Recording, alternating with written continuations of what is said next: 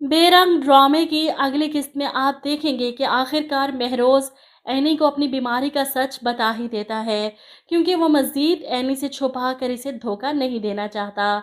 इसीलिए जब इसे सच बताता है, और ये भी कि मैं इस बात से अनजान था कि मम्मा ने ये सच्चाई आप लोगों से छुपाई है, एनी को तो यकीन नहीं आता।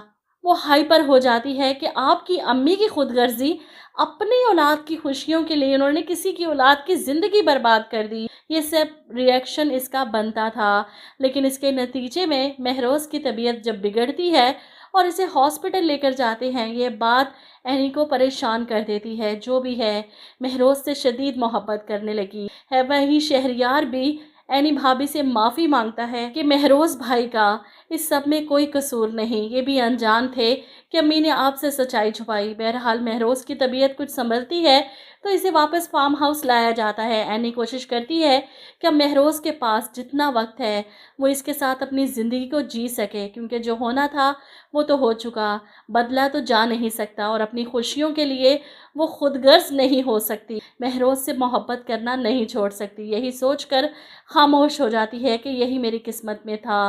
महरोज़ की बीमारी को अगर छुपाया गया सिर्फ इस बात का अफसोस था, लेकिन कौन चाहता है कि वो ऐसी बीमारी से मर जाए। इसीलिए खुद को समझा लेती है कि क्या पता महरोज़ ठीक हो जाए।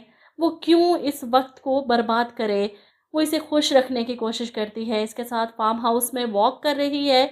इसे कहती है कि आज आप बहुत थक गए होंगे, इतनी वॉक की है आपने। जिस पर महरोज़ कहता है, नहीं, बल्कि आज तो मुझे ऐसा महसूस हो रहा है जैसे मैं बिल्कुल ठीक हूँ, मुझे कुछ हुआ ही नहीं।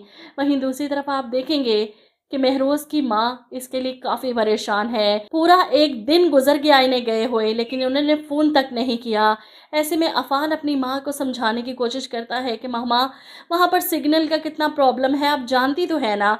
जिस पर फ़ाखरा बेगम कहती हैं कि अभी तो फार्म हाउस तक गए हैं। ये हाल है इन लोगों का। अगर मुल्क से बाहर हनीमून के लिए गए होते तो पता नहीं क्या होता। इनका तो बस नहीं चल रहा कि वो अपने बेटे महरोज़ के पीछे फार्म हाउस तक भी पहुंच जाएं।